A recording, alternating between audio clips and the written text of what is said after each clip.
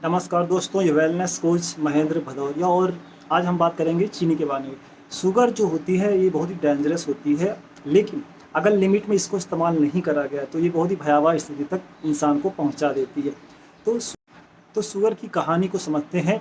जब भी हम कोई खाना खाते हैं तो हमारी बॉडी उसको ग्लूकोज के रूप में ग्रहण करती है, और बॉडी जो हमारी सेल्स होती हैं एज पर रिक्वायरमेंट उसको ग्लूकोज को ब्रेक डाउन करके और हमारे सेल्स तक पहुंचाती है। और ये जो चीनी होती है, ये जो ग्लूकोज होता है, हम कोई भी खाना खाएंगे वो ग्लूकोज के फॉर्म में कन्वर्ट होता है, और इंसुलिन नाम का जो हार्मोन होता है वो ले जाता है, आपको सेल्स तक पहुंचाता है। ये तब तक कहानी बिल्कुल ठीक चलती रहती है जब तक आप एक्टिव लाइफस्टाइल में बने रहते हैं, आपका वर्कआउट अच्छा रहता है, चलते फिरते रहते हैं, अच्छे से काम करते हैं। लेकिन जो जैसे आप रोटी खाते हैं, चावल खाते हैं, दाल खाते हैं, तो हर चीज़ में ये ब्रेक डाउन होकर ग्लूकोज यानी कि चीनी के फॉर्म में ही बॉडी ग्रहण करती है। लेकिन जो वाइट चीनी होती है, ये इनका जो ग्लाइसेमिक इंडेक्स और ग्लाइसेमिक लोड बहुत ज़्यादा होता है, सबसे ज़्यादा होता है, आप ये कह सकते हैं। क्योंकि ये जैसे ही हम खाते हैं ये तुरंत जाके हमारे ब्लड में शामिल हो जाती हैं, और हमारा जो मीठा खाने की क्रेविंग यूँ स्पाइक होता है और अचानक थोड़ी देर में डाउन चला जाता है, और फिर से खाने की कुछ ना कुछ खाने की प्रवृत्ति अंदर से क्रिएट करती है। क्योंकि जस्ट लाइक इससे ये कहा गया है कि चीनी जो होती है डोपामाइन रिलीज़ करती है। Dopamine just like reel addiction, जैसे बच्चे रील के एडिक्ट हो जाते हैं या फिर जैसे ड्रग्स के एडिक्ट हो जाते हैं, वैसे चीनी के भी एडिक्ट हो जाते हैं।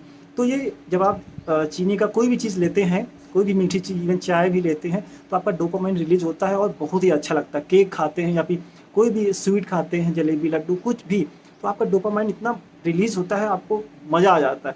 लेकिन क्या होता है, सब 1 घंटे के बाद, सवा घंटे के बाद आपको फिर से वो उसी तेज़ी के साथ जितना आपको मज़ा आया था उतनी तेज़ी के साथ ख़राब लगने लगता है, और फिर से बॉडी नीड करती है कुछ खाने की। और ये साइकिल चलता ही रहता है। हम बार बार फ्रीज खोलते हैं, बार बार कुछ खाने का जुगाड़ करने लगते हैं कि चलो चाय बना के पीते हैं, चलो बिस्किट खाते हैं, चलो नमकीन खाते हैं, क्योंकि ये सब लोडेड विथ साल्ट, अच्छा खासा इसमें चीनी होती है, पैकेज फूड में बहुत सारी चीनी होती है। तो हम इस साइकिल को ब्रेक नहीं कर पाते हैं। तो कहानी ये बनती है कि धीरे धीरे क्या होता है, हमारी चीनी की जो लिमिट होती है 5-6 चम्मच दिन भर में जो रिकमेंड करा जाता है, फिर देखा जाता है कि ये चीनी कब होते होते 10-15 चम्मच में कन्वर्ट हो जाती है, पता ही नहीं चलता। और फिर कहानी ये होती है कि बॉडी को हमेशा एडिक्ट हो जाती है उस चीज़ की, चीनी की, और मीठा उसे क्रेविंग का रूप ले लेता है, और आप ना चाह के भी नहीं छोड़ पाते हैं। और बॉडी धीरे धीरे एसिडिक फॉर्म में चली जाती है। हम सब जानते हैं कि हमारी बॉडी का पीएच बैलेंस होता है 0 से 14, तो 6.5 से 7 के बीच का जो पीएच होना ज़रूरी होता है। तो हमारी बॉडी को एल्कलाइन डाइट खाना चाहिए। लेकिन आजकल क्या हो रहा है, हम लोग खाने में इतना ज़्यादा मीठा लेने लगे हैं, मीठा ओवर डबल तिबल ज़्यादा मीठा खाने लगे हैं। तो हमारी जो हमारी इंटेस्टाइन होती हैं, तो उसमें क्या होता है, good bacteria and bad bacteria होते हैं। तो ये जो अनुपात होता है 85% और 15%, तो 85% गुड बैक्टीरिया होने चाहिए और 15% बैड बैक्टीरिया अलाउ होते हैं। लेकिन जब चीनी एक्सेस मात्रा में जाने लगती है तो देखा गया है कि बैड बैक्टीरिया के लिए बहुत ही अनुकूल वातावरण क्रिएट करती है चीनी। और इवन जो कैंसर की जो कोशिकाएं हैं वो सबसे ज़्यादा अगर पनपती हैं तो वो चीनी वाले ही क्लाइमेट में क्रिएट होती हैं। इवन कोई भी बीमारी आप देखेंगे, एसिडिटी, इवन डायबिटिक का तो पता ही है। तो इस तरीके से जो भी जब बॉडी एसिडिक होती है तो बड़ी बड़ी बीमारियां होना शुरू हो जाती हैं। तो इसीलिए हमें चीनी चीनी को लिमिट में करना चाहिए, और समय समय पे आप चाहें तो कुछ चैलेंज के रूप में इसको आप लीजिए, और एक एक महीने के लिए एक्सेप्ट करके आप उसको देखिए अपने ऊपर क्या चेंजेस होते हैं। क्योंकि चीनी क्या होती है, आपके ब्रेन को पूरा हाईजैक कर लेती है ना। एक समय ऐसा आता है कि आपका ब्रेन हाईजैकेड बाई चीनी हो चुका होता है। तो इसको और समझते हैं, आजकल डायबिटिक बहुत तेज़ी के साथ क्यों बढ़ रहा है, उस पर थोड़ा सा बात करते हैं दोस्तों। डायबिटिक क्यों होता है, क्योंकि हम लोग हर चीज़ में मीठा खाने की आदत पड़ चुकी होती है। तो इसको कैसे कंट्रोल करना है, तो मैं आपको एक सीक्वेंस बताने जा रहा हूँ जो आपको जान के बहुत अच्छा लगेगा। तो आपने फाइबर का नाम सुना होगा, जो खुरदरी चीज़ें होती हैं, है ना, वो फाइबर वाली होती हैं, जैसे सलाद होती है, सब्जी होती है। तो जब भी खाना खाने जाएं, जैसे मान लो आप लंच कर रहे हैं, तो कभी भी ना सुबह उठने के बाद पहला ड्रिंक आपका मीठा नहीं होना चाहिए। क्योंकि हमारी इंटेस्टाइन बिल्कुल क्लियर होती हैं, उसमें मीठा तुरंत ब्लड में शामिल होता है और आपकी एक बहुत ही है ना। जिस जिस हिसाब से जैसे सुबह सुबह चाय एडिक्शन होता है कि उठते ही खाली पेट चाय पीते हैं, तो नहीं पीना चाहिए। कुछ खा लीजिए, कुछ समय बाद आप उसके ले सकते हैं, लेकिन तुरंत खाली पेट आपको चाय नहीं पीना चाहिए। फिर क्या होता है, जब भी हम खाना खाते हैं तो हमको करना क्या है, क्योंकि कहानी ये होती है कि जब भी आप खाना खाते हैं तो पहले आप सलाद से शुरू करें, क्योंकि जो सलाद अच्छे से काटिए, जिसमें चुकंदर भी हो, प्याज, ओनियन, पत्ता गोभी, मूली, गाजर, ये सब चीज़ें होनी चाहिए। तो आप पहले सलाद खाएं, एक प्लेट भर के करीब 250-300 ग्राम सलाद को ग्रहण करें।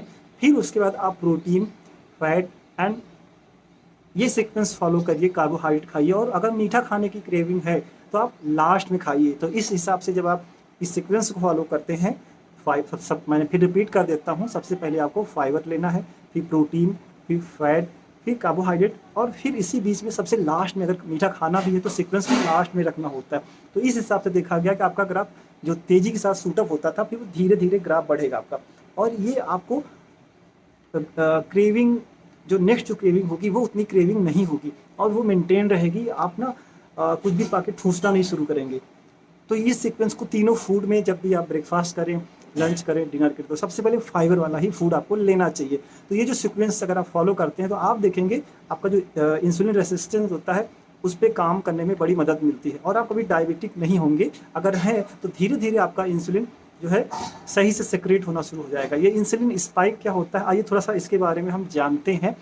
जब भी हम नॉर्मल खाना खाते हैं तो बॉडी, मैंने बताया कि वो फूड आपका ग्लूकोज के फॉर्म में कन्वर्ट होता है, और वो फूड को जो इंसुलिन होता है एक प्रकार का एक कैरियर होता है। वो सेल्स के अंदर ग्लटर होते हैं जो ट्रांसपोर्टेशन का काम करते हैं। अगर इंसुलिन नहीं बनेगा तो आपके सेल्स को ग्लूकोज, है ना, बहुत कम मिल पाएगा, इवन 10% तक ही मिल पाएगा, जो कि उसकी बॉडी की नीड को नहीं पूरा कर पाएगा, और हमेशा आप कमज़ोर कमज़ोर अनुभव करेंगे, लेस एनर्जी का आप अनुभव करते रहेंगे। तो इसीलिए करना क्या है, सबसे पहले कि जब हम मीठा खाते हैं या फिर कोई रोटी चपाती कुछ भी खाते हैं, कार्बोहाइड्रेट्स खाते हैं, तो धीरे धीरे हमारी बॉडी धीरे धीरे ग्लूकोज के फॉर्म को लेती रहती है। लेकिन अगर हम मान लो वर्कआउट कोई नहीं कर रहे हैं, बहुत ही लेथार्जिक लाइफ स्टाइल में है, दिन भर में 5-5, 6-6 चाय पीते चले जा रहे हैं, या फिर हम ज़्यादा मीठा वाइट शुगर लेना शुरू कर देते हैं, तो इससे क्या होता है, बॉडी में ना जब भी आप कोई खाते हैं तो इंसुलिन बनाती है और उसको ले जाके सेल्स को दे देती है, माइटोकॉन्ड्रिया उसको जला देता है और एनर्जी प्रोडक्शन का काम करता है,